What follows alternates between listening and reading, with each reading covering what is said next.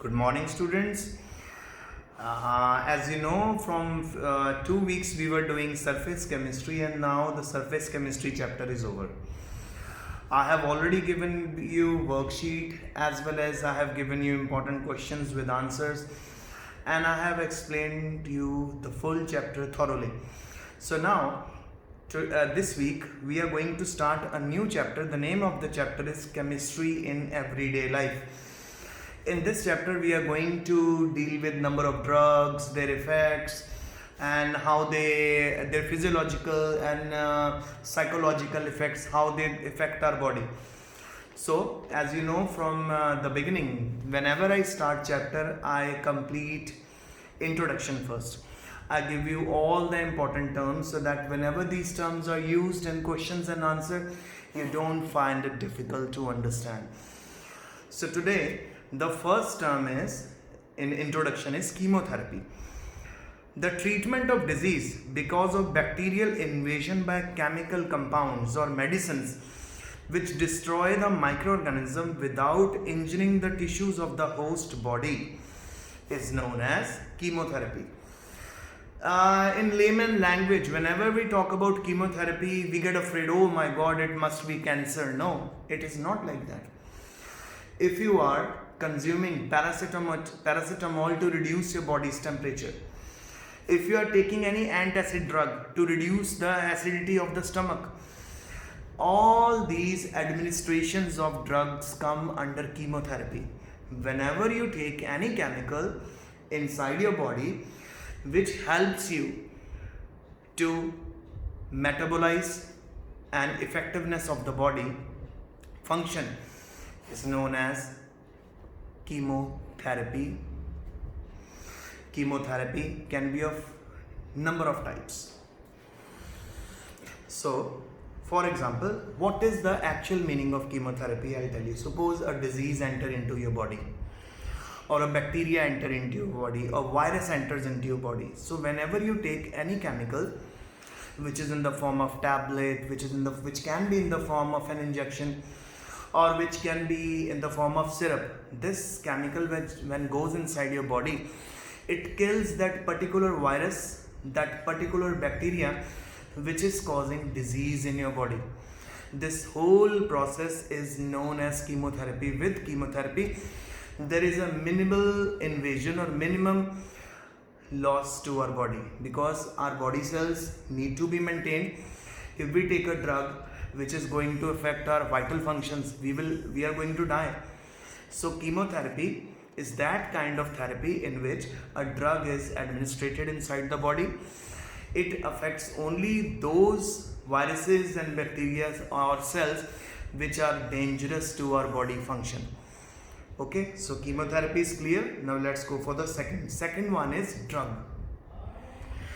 It is the single active chemical entity present in a medicine that is used for diagnosis, preventing, treatment of a disease. So whenever you administrate any kind of chemical, okay, it is known as drug. For example, I am taking paracetamol to lower my body's temperature.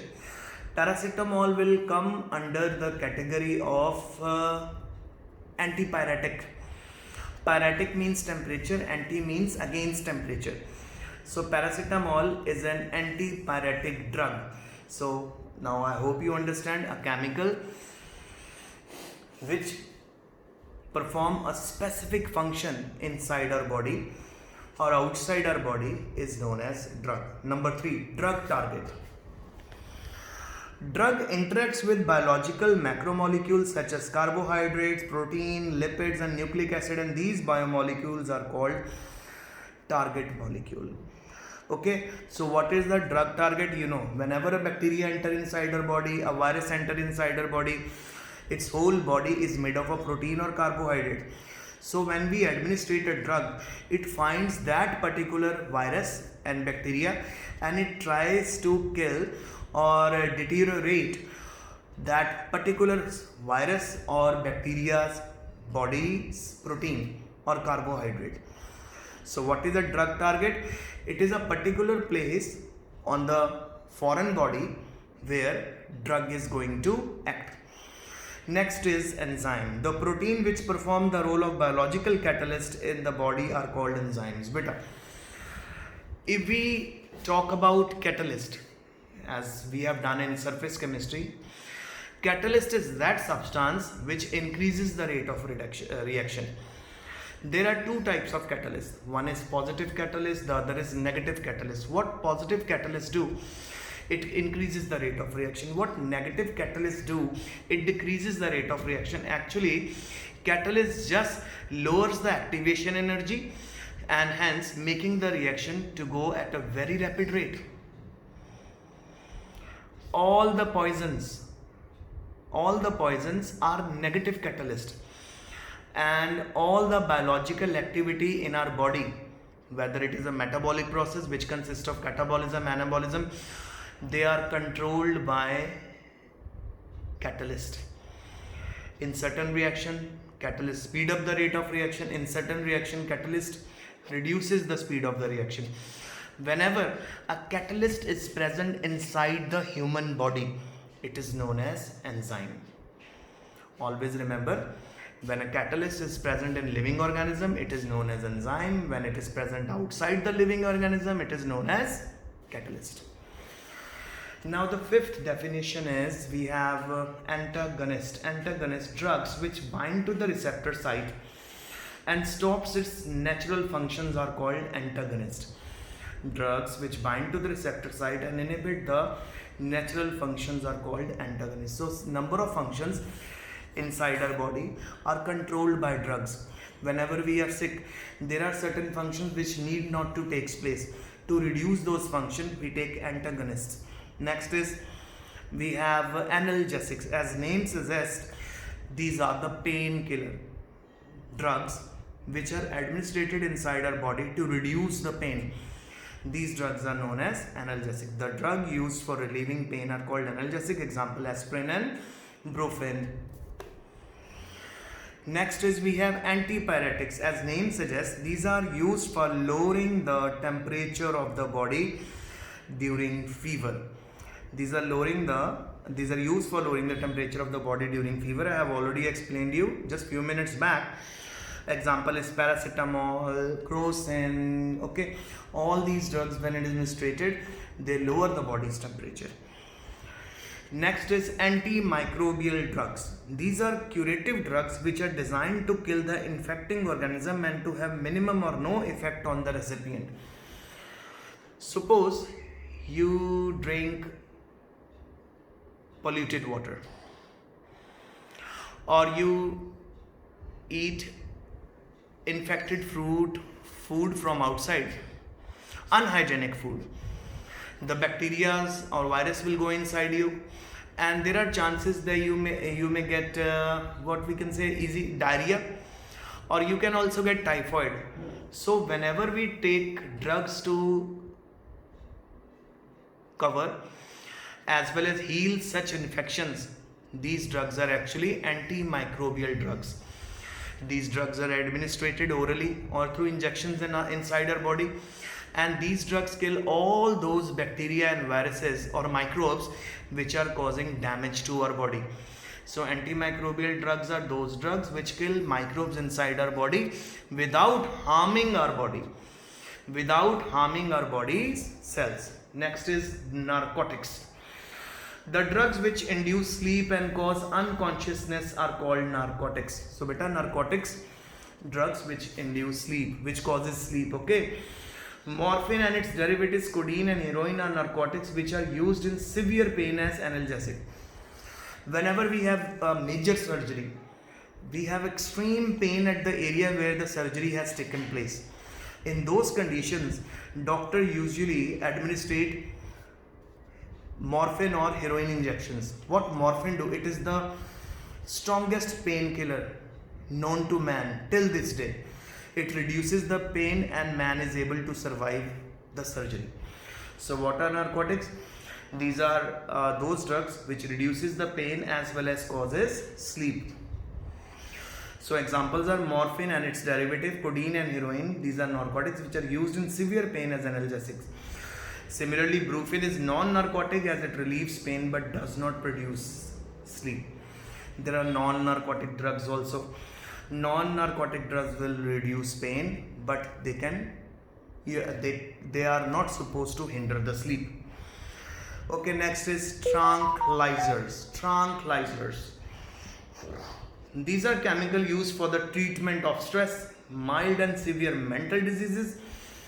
They are essential component of sleeping pill. Example, derivatives of barbituric acid, that is luminal, seconal, veronal and amytal. All the tranquilizers are usually psychedelic drugs. These are taken by the psychic patients who are under depression, patients who are having severe mental stress, patients who are suffering from catastrophic conditions at the home, and they are unable to cover it and they are unable to come out of it. So such patients are given tranquilizers. These are mood elevator also. They increase the moods as well as mood swings. This stops the mood swings and bring the normal mental health to the patient. And the last one is next is antiseptic. Antiseptic, as name suggests, these are the chemical which are used to kill or prevent the growth of microorganisms. Antiseptics are applied to living tissue. Always remember, beta, there is a big difference between antiseptic and antibiotic. Antibiotic are administered inside the body. Antibiotic are taken in the form of tablets or injections, but antiseptic cannot be taken inside the body, but they can be applied over the skin. So common example of antiseptic is Dettol, a mixture of chloroxylenol and terpineol. Then tincture of iodine, which we usually use on the what we can say injured area to recover, to stop the bleeding as well as to stop the infection. And boric acid also. All these antiseptics are applied over the skin, but we cannot administrate these chemicals because these chemicals are dangerous to our body. Inside the body, outside they are helpful, but inside they are dangerous. Last topic is agonists. Drugs which mimic the natural messengers by switching on the receptor are called agonists. Suppose a particular enzyme is unable to perform its function in our body, or an enzyme is not forming inside our body. To mimic its function, we put a chemical into the body in the form of medicines. So such medicines are known as agonists. They perform the function of those enzymes which are not working inside the body. I'll give you a very good example. As you know, in +1 we have studied digestion, okay, nutrition chapter.